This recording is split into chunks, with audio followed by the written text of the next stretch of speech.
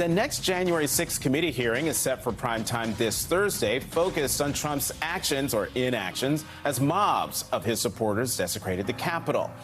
But it was last Tuesday's hearing that put a spotlight on the disturbing lengths these radicalized people are willing to go to get their way.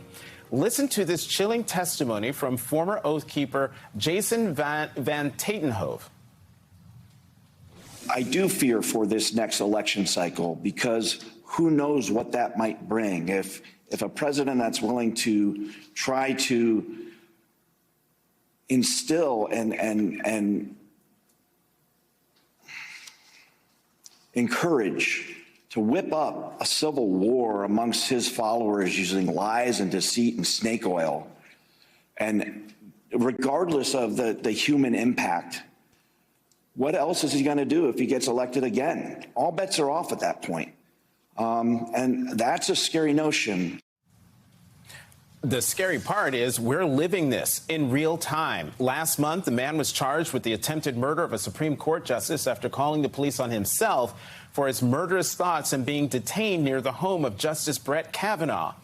And on July 9th, Seattle police arrested a armed man with a gun outside of Congresswoman Pramila Jayapal's home.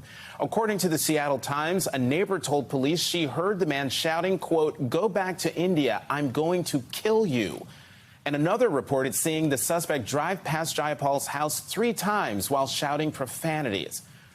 Joining me now is Congresswoman Pramila Jayapal, chair of the Progressive Caucus. Congresswoman Jayapal, thank you very much for coming back to the Sunday show. I am sorry to hear about what happened to you. How are you and your family?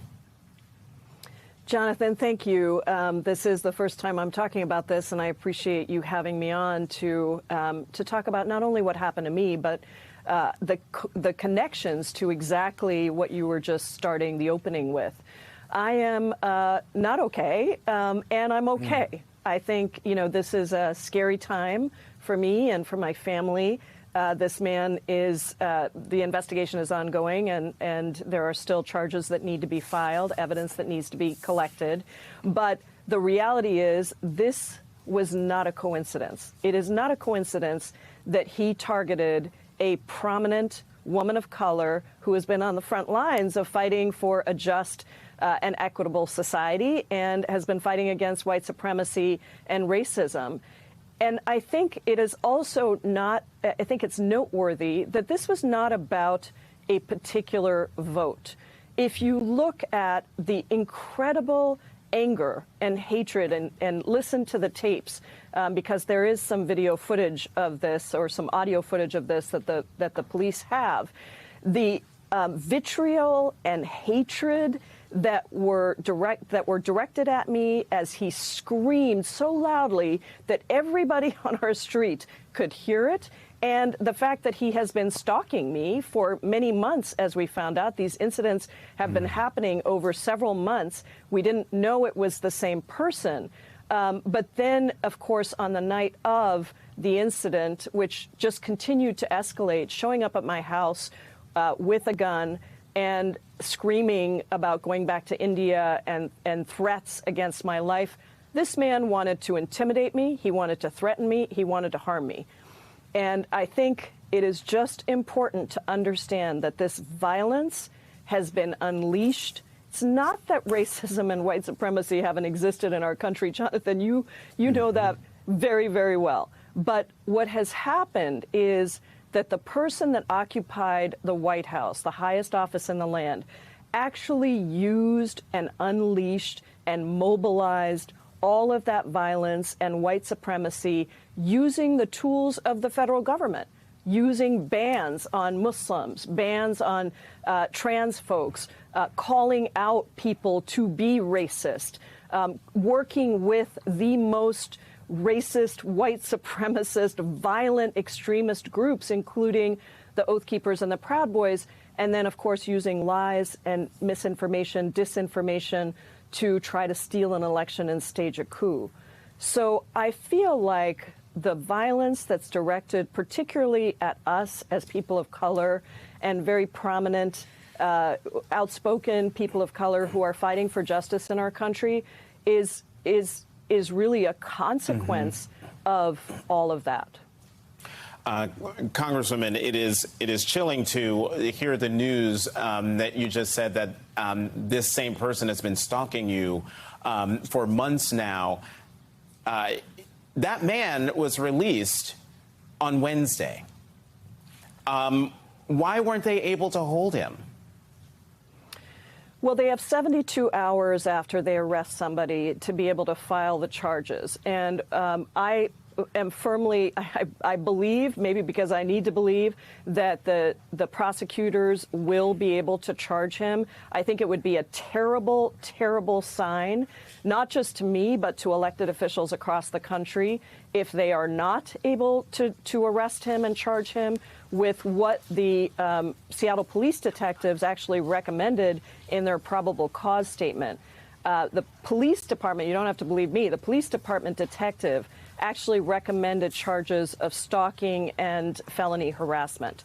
So they needed, I guess, to be able to have more information, more data than what they had to be sure that they could make those charges hold up. And I am hoping, Jonathan, that that they are going to pursue this. You and I know that people get held for a lot less than what I see happened here. So I'm going to continue to push hard to make sure that these charges do get filed. And I think it's important to know also, Jonathan, that one of the things that we were able to do because of Washington state law, red flag laws, is we did get an extreme risk protection order, which removed not only the gun that he was carrying, which was a Glock, with a round in the chamber at the time. And I believe I heard what really could have been a racking of that round in the chamber on some of the audio tape. But I think that it's important to know that we were able to get a extreme risk protection order because we have that law in the state. We passed it statewide. And so that gun was removed from him, as well as another gun that he had access to in his family's home was also removed. So at least he does not have weapons. But let's be clear that this is very different from protests or threats, which we get to our office, unfortunately, all the time on the phone. You know, people saying really quite hateful things. I've had protests in front of my house. This is entirely different. And this level of violence and the vitriol and the hate, which he was screaming things that I can't repeat on your air because you would have to bleep them out, were racist, they were sexist, they were xenophobic, and they were designed to intimidate, threaten, and of course with the weapon, I believe, to harm me and my family. Congresswoman, one last question before I let you go. Considering everything that you've just said and the fact that he has been released, not trying to get you to compromise your security at all, but are you at home or have you gone elsewhere? I am not at home right now. I am traveling, and I will be in D.C. this week. But I expect that when I go home, I expect the Capitol Police and the Seattle Police Department and the prosecutor's office will all take my safety very seriously. I intend to. But I hope that charges will be filed soon. And at the end of the day, Jonathan, we have to take away the tools that racist, white supremacist extremists are using. And as Dr. King said, you cannot regulate morality, but you can legislate behavior. And we have to do that. We cannot make it so easy for people to get guns and for people to carry out these violent threats against people as all part of what this country has come to be under 6 years post Donald Trump.